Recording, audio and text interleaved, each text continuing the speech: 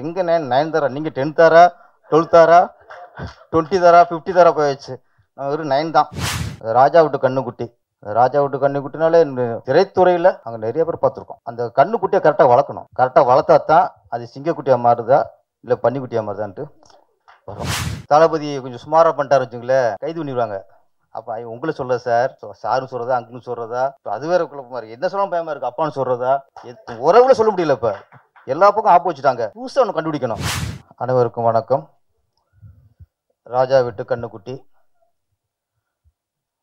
இந்த படத்தில் ஒர்க் பண்ண இயக்குனர், ஒளிப்பதிவாளர், editor, music director, art director, எல்லா டெக்னீஷியன்களும், மற்ற படத்தில் நடித்த ஹீரோ, ஹீரோயின், மற்ற நடிகர்கள் எல்லாருமே ராஜா வீட்டு கண்ணுக்குட்டி தான்.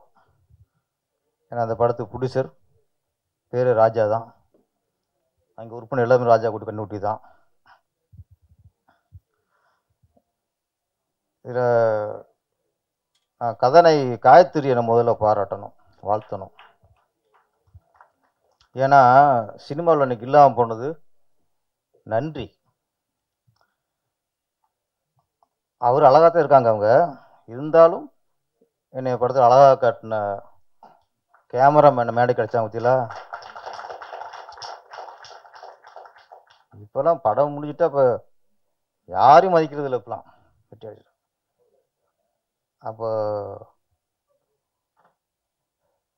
ஹரிகாந்த், ஆமாம்மா, ஓகே ஓகே, ஆமாம் வாங்க. நீங்கள் மேலே உட்காரணுமா? என் இடத்துல உட்காருக்கு வாங்க. நீங்கள் வாங்க, கதாநாயகிக்காக வாங்க. நீங்கள் எங்களுக்காக வர வேணாம். அப்போ கால்சி தர மாட்டாங்க எடுத்து கொடுத்துக்கு. வாங்க வாங்க, உட்கார வாங்க, இல்லைங்க.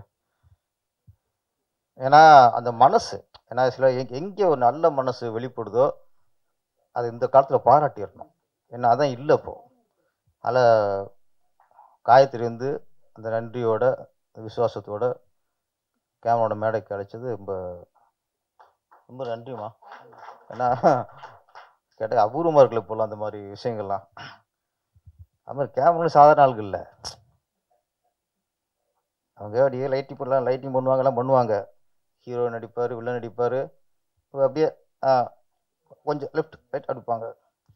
இந்த கதாநாயகி மட்டும் இது கிட்ட போயிடுவாங்க. அப்படிமா ரொம்ப மேலே பார்த்துடாத, இந்த அளவுக்கு பாரு. என்ன கதாநாயகி மட்டும் காது கேட்காத என்ன? மற்றவனே போடுறதில்ல. இங்கேருந்து மைக்லையா சார் கொஞ்சம் அப்படிம்பாங்க. கதாநாயகிட்ட அம்மா அப்படிலாம் கூப்பிடுறது, கிட்ட போயிடுறது. நானும் நிறைய பேர் கவனிச்சிருக்கேன். என்னடா அது இந்த கேமராமேனுக்கெல்லாம் மற்றாலும் மதிக்கவே மாட்டேங்கிறேன். யாரு யாரு இவர் சார் படத்தில் கேமரா போக மாட்டார், இவரே போயிடுவார். அவர் கேமரா அங்கேயே கேமரா பார்த்துட்டே பாரு, இவர் போய் அப்படிம்பாரு. அதனால கேமரா ஆமாம் சுவனியா, மீனா, நதியா, கௌதமி, சௌந்தர்யா, குஷ்பு, ரூபினி, அந்த 90s 80s யார் யார் ஹையில் இருந்தாங்களோ எல்லாம் இங்கே கையில் இருந்தாங்க. ஏன்னா அவ்வளவு ராசிய நாள் பாருங்கள். இவர் நடித்து எல்லாருமே பயங்கர பீக்கில் இருந்தாங்க. வராமல் என்ன இருக்குங்கள. நாங்களும் 5 படம் பண்ணியிருக்கோம். எந்த ஹீரும் நெருங்கினது இல்லை, நெருங்கி விட்டது இல்லை. ஸோ அது தனிக்கதை. அது எங்கே நயன்தாரா? நீங்கள் 10 தாரா, 12 தாரா, 20 தாரா, 50 தாரா போயிடுச்சு. நான் ஒரு 9 தான். அது மாதிரி இந்த கதாநாயக கேமராமேன்கள் வந்து ரொம்ப அக்கறையாக போவாங்க. நான் எல்லா படத்தையும் பார்த்துருக்கேன். என்னடா அது எங்கேயே பார்த்தா எல்லா கேமரா ஒரே மாதிரி இருக்காங்களே அப்படின்ட்டு. நான் நினச்சது ஒரு அந்த கிரேஸில் போடுறாங்க அப்படின்ட்டு. அது இல்லை. கதாநாயகிகளுக்கு க்ளோஸ்அப் வைக்கும்போது ரொம்ப ஜாக்கிரதையாக வைக்கணும். கேமரான்னு தெரியும் இந்த பொண்ணு அந்த சீன் மேலே கொஞ்சம் அப்பில் தூக்குனா அசிங்கமாக இருக்கும். அந்த ப்ரொஃபைல் கொஞ்சம் போயிட்டா ஒரு காது தெரியாது. அதெல்லாம் சில இதெல்லாம் இருக்கும் அவங்களுக்கு. அப்போ கதை ஹீரோவுக்கு ஆம்பளை எப்படியா தானே நம்மளுக்கு என்ன, நமக்கு கதாநாயகி இப்படி இருக்கணும், அவங்கள ரசிப்போம்ல. அதனால ஆடியன்ஸ் பாயிண்ட் ஆஃப் வியூவில் கதாநாயகி வந்து அழகாக தெரியணுங்கிற அக்கறையில் இந்த கேமராமேனுக்கெல்லாம் ரொம்ப நுணுக்கமாக பண்ணுவாங்க. அது போக போக தெரிஞ்சிச்சு. தெரிஞ்சதுக்கப்புறம் தான் நான் ஏன்டா அவன் டயர்ட் ஆகி தொலைஞ்சோம், இந்த கேமராமேன் போயிருக்கலாமே அப்படி போனால் கூட உதயகுமார் சார் படத்துக்கு போகக்கூடாது. ஏன்னா அவர் மீறி ஒன்றும் இங்கே பண்ண முடியாது இங்கே. ஆமாம். அதனால் அதுக்குள்ள சில டைரக்டர் பார்த்து என்ன மாதிரி டைரக்டர் இருப்பாங்களே யாராவது இடிச்சவங்க, அவங்க படத்தில் போய் பண்ணலாம். Harikanth sir okay. உண்மையிலே கதாநாயகி ரொம்ப அழகாக காட்டியிருந்தீங்க. கிட்ட சுடிப்பி இவ்வளோ இருக்குது. ஓகே உட்காருங்க.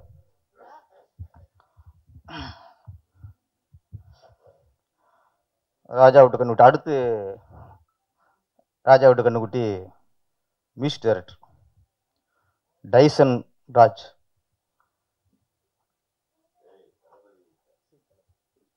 இது தலைமை சூரியக்கே பயமாக இருக்குது. அதுதான் விட்டேன்.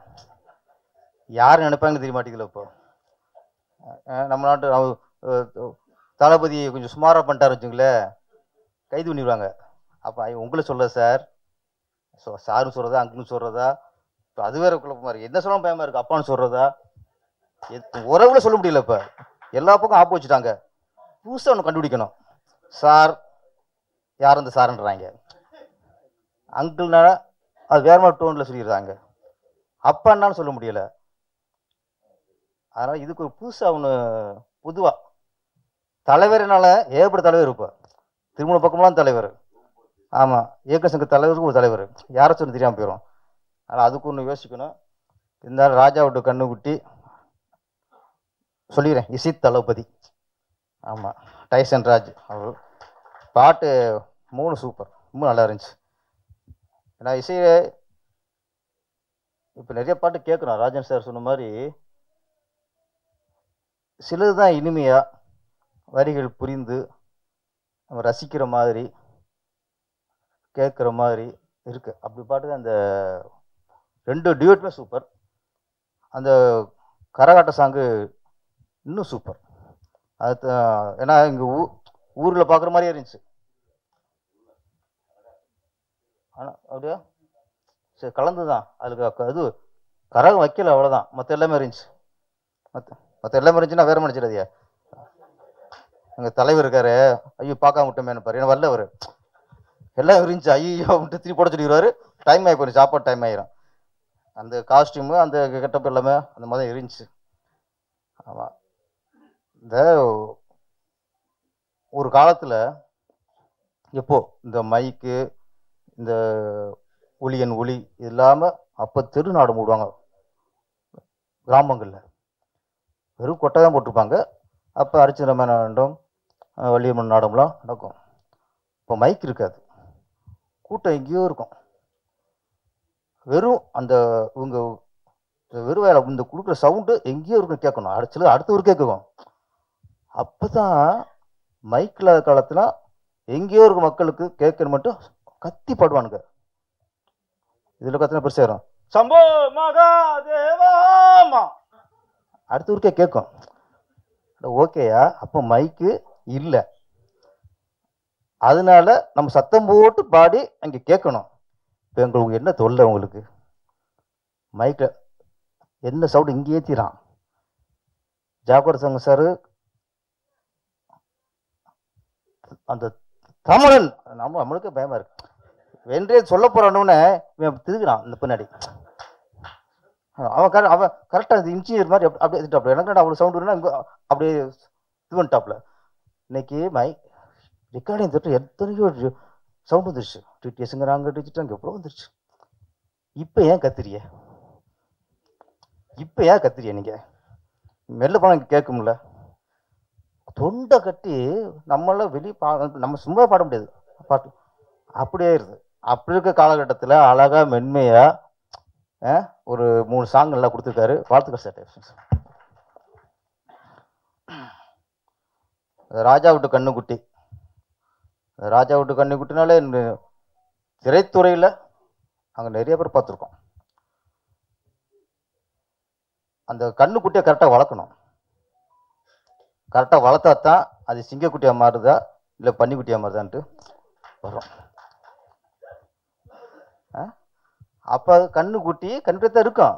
அதை கரெக்டாக வளர்க்கும் போது தான் அது கரெக்டாக இருக்கும். நிறைய பேர் வளர்க்குறது இல்லை. எங்கள் ஊரில் 2 ஹோட்டல் ஓனர், ஒரு ஹோட்டல் ஓனரு 2 நல்லா நல்லா போய்க்கிருக்கோம். ஒருத்தர் என்ன பண்ணாரு, ஹோட்டலில் அவங்க பையனே சொல்கிறார், அவன் பையனை டேபிள் துடைக்கிறதுலேருந்து ஆரம்பிக்கிறான். ஓகே ஓகே, கீழே உட்கார வச்சுக்கணும். அப்புறம் டேபிள் துடைக்கிறதுலேருந்து தண்ணி வைப்பாப்பில், அதுக்கப்புறம் தோசை சுடுறது, அப்புறம் சர்வ் பண்ணுறது, இப்படியே வளர்த்து அதுக்கப்புறம் தான் நல்ல அனுபவம் வந்ததுக்கப்புறம் தான் இந்த அப்பாவுக்கு கொஞ்சம் வயசானதுக்கப்புறம் அவன் கொண்டு கல்லால் உட்கார வைக்கிறாரு. அதுக்கப்புறம் அப்பா இறந்துறாரு. இறந்ததுக்கப்புறம் அந்த ஹோட்டலை அவன் எடுக்கிறான். அப்பா பண்ணதை விட அந்த ஹோட்டலு இன்னும் நல்ல வியாபாரம் ஆகுது. ஏன்னா அவனுக்கு எல்லாம் தெரியும். ஒரு மாவு மிஞ்சி போச்சுன்னா இந்த மாவை வச்சு நாளைக்கு எப்படி புளிக்காத அளவுக்கு ஒரு ஆனியன் ஊத்தப்பம் போடுறது, நிறைய விஷயங்கள் அது எல்லாம் தெரிஞ்சதுனால அந்த ஹோட்டலு கரெக்டாக ரன் பண்ணுறான். அதுக்கப்புறம் அதே இன்னொரு ஒருத்தர் ராஜா தான், அவர் நல்லா நல்லா நல்லா போய் இந்த ஹோட்டலோட நல்லா போய்க்கிருந்துச்சு. அவர் பையனை ஸ்ட்ரெயிட்டாக உட்கார வச்சிட்டாரு கல்லாவில். பையன் அந்த பாசம் இருக்கும்ல, பையன் டேப் தரக்கூடாது, பையன் வந்து தண்ணி எடுத்துக்கூடாது, நம்ம பையன் ஓனர் பையன் அவன் போய் இப்படி சர்வ் பண்ணக்கூடாது, இப்படி நினச்சி ஸ்ட்ரெயிட்டாக கல்லாவில் உட்கார வச்சிட்டார். அந்த அப்பா இருக்க வரைக்கும் அந்த ஓட்டு நல்லா தான் ஓடிக்கிருந்துச்சு. அந்த அப்பா போனதுக்கப்புறம் முடிஞ்சு அந்த கண்ணுக்குட்டி இருக்குல்ல, பன்னிக்குட்டி ஆகிப்போச்சு. இந்த கீழேருந்து டெவலப் பண்ணாங்கல்ல, அந்த பன்னிக்குட்டி சிங்கக்குட்டியாக மாறிடுச்சு. அதனால் கண்ணுக்குட்டி சிங்கக்குட்டி ஆகிறதும் பன்னிக்குட்டி ஆகிறதும் வளர்ப்பு இருக்கு, வளர்த்து விடுறதுல இல்லை. ஒரு அப்பா பிள்ளைய வளர்த்து விடுறதுல வேற, வளர்ப்பு வேற. இப்போ வளர்ப்பு ரொம்ப ரொம்ப ரொம்ப முக்கியம். நான் திரையுலகில் வேந்தது சிவாஜி கணேசன், நரித்திரு சிவாஜி கணேசன். அப்போ என்ன எம்ஜிஆர் சிவாஜி உச்சத்தில் இருக்கார். அப்போ சங்கிலின்னு ஒரு படம், அந்த படத்தில் பிரபு அறிமுகமாகிறாரு. இப்பெல்லாம் காமெடி நடிகர் பையனும் ஸ்ட்ரெயிட்டாக ஹீரோ, வில்லன் நடிகரோட பையனும் ஸ்ட்ரெயிட்டாக ஹீரோ, மியூசிக் பையனும் மியூசிக் பண்ண வருதில்ல ஹீரோ, ஃபைட் மாஸ்டர் பையன் ஃபைட் பண்ணுறதில்ல ஸ்ட்ரெயிட்டாக ஹீரோ. சினிமாக்காரனுக்கு புள்ளியா பிறந்தாலே உடனே ஹீரோ தான் இன்னைக்கு. ஆனால் சிவாஜி யார் சார்? தம் பையன் பிரபு சார் அதில் வில்லன். ஏன்னா உடனே ஹீரோ ஆகிட்ட வேல்யூ தெரியாது வில்லன். அப்போ நிறைய படங்களை ஒரு குணச்சித்திர கேரக்டராக பண்ணி ஒரு ஸ்டேஜுக்கு அப்புறம் தான் அவர் ஹீரோ ஆகிறார். அதனால் இன்னைக்கும் பிரபு கீழே இருக்காருன்னா அந்த அந்த கண்ணுக்குட்டியை சிங்கக்குட்டியை வளர்த்துருக்காங்க அடிப்படையிலேருந்து. அதுக்கடுத்து நான் பார்த்தது சிவகுமார் சார், தங்கமான நடிகர். அவர் பையனை அவர் ஹீரோவாக்கணும் அப்படின்னு நினைக்கவில்லை, யாரும் சூர்யா சார். அவர் எங்கேயோ படிக்க வச்சிருக்காரு, வேற ட்ரெயினில் விட்டுருக்காரு. நம்ம திரையுள்ள சில ஒரு டைரக்டர் தான் சிவகுமார் பையனை ஹீரோவாக போடுவோம் அப்படின்னு அங்கேயோ பெர்மிஷனை கேட்டு அவர் கொண்டு விட்டுட்டார் டைரக்டர். ஃபஸ்ட்டு படம் பண்ணும்போது எந்த பின்புலமும் இல்லாத ஒரு சாதாரண ஒரு புதுமுக நடிகருக்கு என்ன ட்ரீட் பண்ணாங்களோ அதைத்தான் சூர்யாவுக்கு பண்ணாங்க. நிறைய அவமானம் சந்திச்சார் சிவகுமார். ஒரு சூர்யா சார் எல்லாமே தெரியும் சிவகுமார் சாருக்கு. அங்கே தான் பையனுக்கு அவமரியாதை செய்யப்படுகிறது, சிவகுமார் பையன்ற ஒரு மரியாதையோடு அங்கே இல்லை, சாதாரண ஒரு நடிகரை நடத்துகிற மாதிரி நடத்துகிறாங்க, எல்லாம் தெரியும். அப்படி விட்டார். அவமானப்பட்டு அசிங்கப்பட்டு ஒரு 2 படம்ல எல்லா படங்களையும் அந்த மாதிரி தான் வந்து ஒரு ஸ்டேஜுக்கு வந்த அப்புறம் இன்ன வரைக்கும் சூர்யா சார் இன்னைக்கு சிங்கம் 1 2 3 ஒரு சிங்கம்ல இன்னைக்கு நிற்கிறாருன்னா அந்த கண்ணுக்குட்டி சிங்கக்குட்டியை வளர்க்கப்பட்டுச்சு. அதே குடும்பத்தில் கார்த்தி சார் ஸ்ட்ரெயிட்டாக ஹீரோவில் ஃபஸ்ட்டு அசிஸ்டன்ட் விட்டாங்க மணிரத்னம் சார். அங்கே இருந்து அப்புறம் அவரை அமீர் சார் வந்து ஹீரோ அறிமுகப்படுத்த பருத்தி வீரனில் ஒரு புதுமுக நடிகர் பெரிய ஹீரோ பையன் விடுங்க, சாதா ஏதோ குடும்பத்திலிருந்து ஒரு நடிகர் வந்ததா கூட அந்த அளவுக்கு கஷ்டப்பட்டிருக்க மாட்டார். பருத்தி வரல அவ்வளோ கஷ்டம்.